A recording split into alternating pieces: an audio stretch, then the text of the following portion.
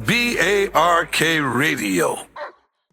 What's good, everybody? It's Robo from All Bark back with another video, and today I'm bringing you my college football playoff bracket predictions.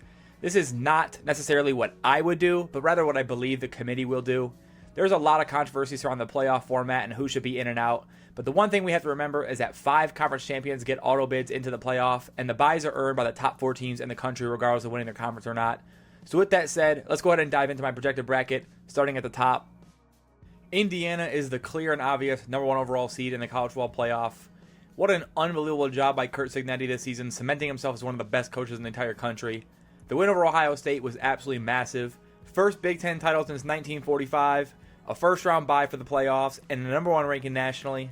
Fernando Mendoza will almost certainly win the Heisman Trophy after outdueling Julian Sain in that matchup. And this run defense has just absolutely dominated all season long and impressed once again against the Buckeyes as well.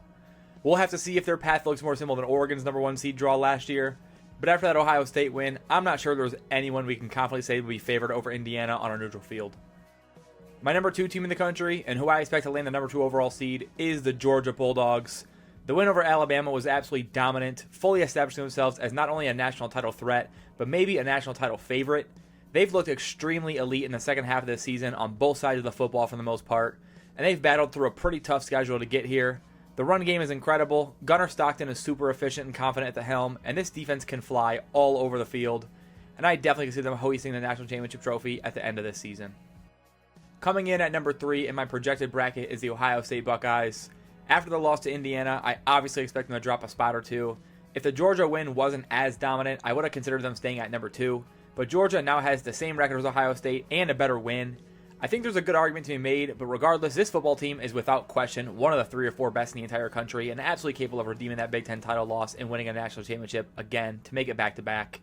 One loss in a somewhat meaningless game to them doesn't change the talent and ability they've displayed all season long, and now they've seen that they aren't invincible and can lose in these playoffs, so it wouldn't surprise me to see Ryan Day fire this team back up and come out firing in the playoffs. Texas Tech gets the final bye at #4 after absolutely destroying BYU Saturday. This is another team I genuinely believe can win a national championship. This defense is truly elite in all phases and just dominated their entire schedule this season. They've got NFL players all over and a front seven that's absolutely menacing defensively. Not to mention a plethora of offensive weapons who can go up and make plays for Behren Morton, who himself is such a playmaker with the football and a great leader for this offense. They'll be the only Big 12 team getting into the playoffs, but they've got a good shot to put on for the conference and reach a national championship with the amount of talent they have on that roster. Now on to our first matchup we'll go over is the #5 versus #12 matchup, and my 5 seed is the Oregon Ducks. They've got an incredible quarterback in Dante Moore and a ton of weapons around him. The run game's been phenomenal behind a strong offensive line, and this defense has tons of playmakers at every level. Dan Lanning's an elite coach who fires his team up to play every week. As for their matchup at #12, I'm pretty sure it's going to be James Madison. After Duke won the ACC over Virginia, that pretty much wraps it up for ACC representation. The playoff rules require auto bids for the 5 highest ranked conference champions, and with Duke having 5 losses, I would be shocked if it was not James Madison here at 12. They've got an incredible quarterback in Alonzo Barnett leading that offense, and a defense that completely obliterated the Sun Belt this season. The only test they faced this year in the non-conference was on the road at Louisville, and they competed in that game but did fall short.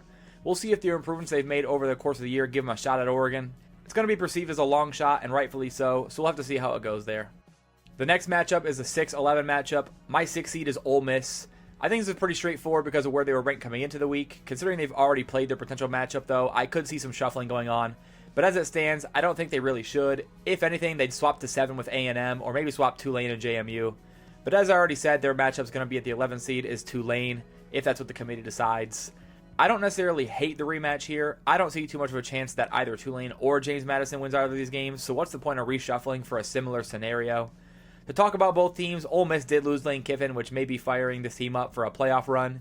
Trinidad Chambliss absolutely skyrocketed on the scene, coming from Ferris State to a top 10 Heisman candidate. I love his game, and I love this Rebel offense. Moving to Tulane, though, this team has had a couple dud performances, but they have a very talented defense that has shown up big lately, and a former Power 5 quarterback in Jake Retzlaff coming from BYU.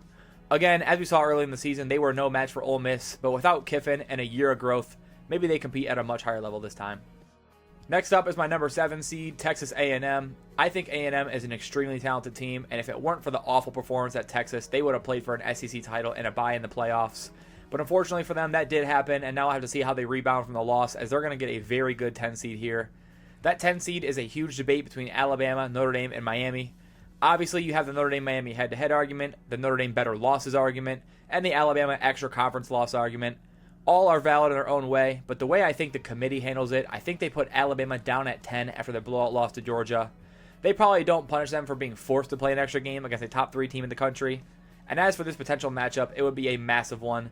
Marcel Reed versus Ty Simpson, 2 incredible receiver rooms and 2 very talented defense. It's one I'd have a really tough time deciding on, but would absolutely look forward to watching. The final matchup is the 8-9 game. Oklahoma is my projected number 8 seed. I think this one's pretty obvious. They absolutely deserve it over the 9 seed, whether it's Bama, Notre Dame, or Miami. And they would not jump A&M or Ole Miss based on matchup stuff, because A&M did play Notre Dame, but they probably flipped them to 6 instead of 8 to avoid the Tulane-Ole Miss rematch. As for who they'll be playing, I think they'll end up giving the 9 seed to Notre Dame. The committee has had them ranked above Miami for the past several weeks and clearly doesn't care too much about the head-to-head matchup, as it was a week 1 game. So much has changed with these teams since then. CJ Carr made his first start, and Miami had so many new transfers in that offense, so who knows what would happen in a rematch. As for this potential matchup, Oklahoma's defense is absolutely unbelievable. I would not be able to wait to see the Jeremiah Love and Jadarian Price matchup against this front 7, or the ability of CJ Carr going on display against this secondary. And on the flip side, seeing John Mateer in the college football playoffs leading this offense against a super talented Notre Dame defense. So that's my 12-team projection for what the committee's going to do with the college football playoff bracket this season. As I said, they absolutely could try to avoid the Ole Miss Tulane rematch, as well as an A&M Notre Dame rematch. I could see A&M going to 6 to play Tulane and Ole Miss going to 7 to play Bama or Notre Dame, with the other getting Oklahoma. And again, that debate between Notre Dame, Miami, and Alabama isn't one I'm really going to get into too much. I think every team has a valid argument, and the bigger debate is whether 12 teams is too many or not enough to decide a national champion. People are always going to be upset and feel left out no matter how many teams there are, though. Expand to 16 and number 17 feels robbed. Go down to 8 and 9 and 10 feel robbed. So with the current format, this would be my expectation. But with that said, let me know your thoughts on your rankings down below.